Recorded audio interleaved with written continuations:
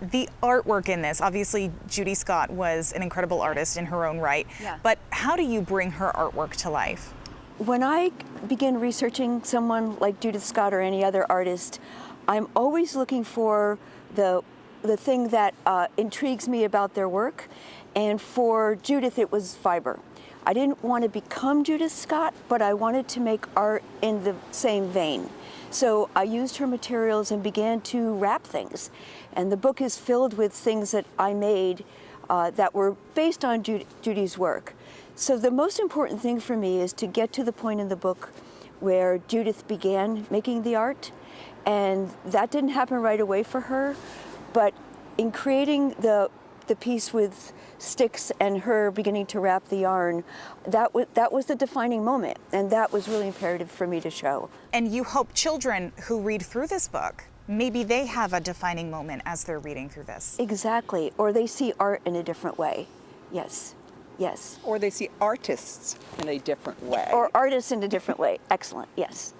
And Lynn, in your book, Best Buddies, you also have a boy with Down syndrome who has a best friend who is a dog. There's this fear of going to school for the first time and experiencing new things, but what did you really want to share in this book? I wanted the boy who had Down syndrome to not stick out like a sore thumb. It doesn't say in the story that the boy has Down syndrome.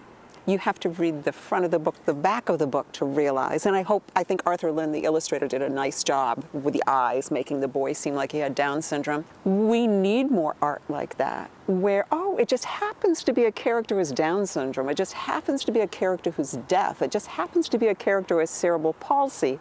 They're all part of our world, let's fit them in. But I heard from the editor, a librarian was looking for a book with a character who had Down syndrome and could not find any. And how sad that is that we don't. So I'm like, yay, let Best Buddy be a book that can be shared whether they realize the kid has Down syndrome or doesn't, because they're part of our world. The fact that she was looking specifically for a book says that there aren't a lot of children's books out there with kids who are different or who have differences in the world.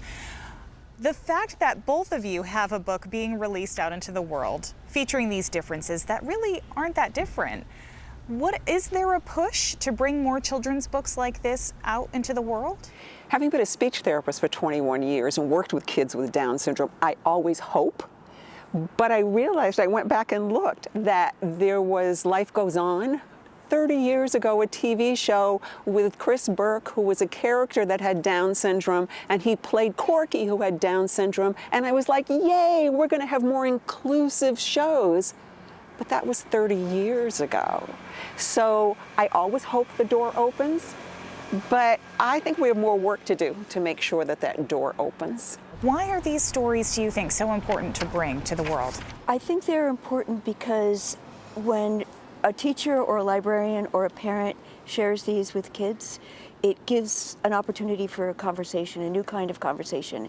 And these stories are so rich and layered that I think the struggle for people with disabilities has continued. I grew up before the ADA Act, so I remember sidewalks before they had ramps and elevators before we had Braille.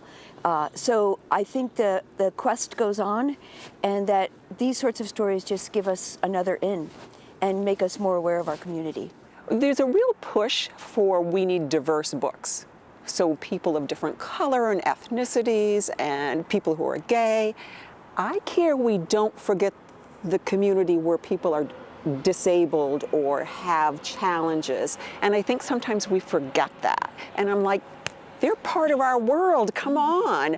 And I doubt that there's an elementary school here in Maine that does not have a kid who has Down syndrome.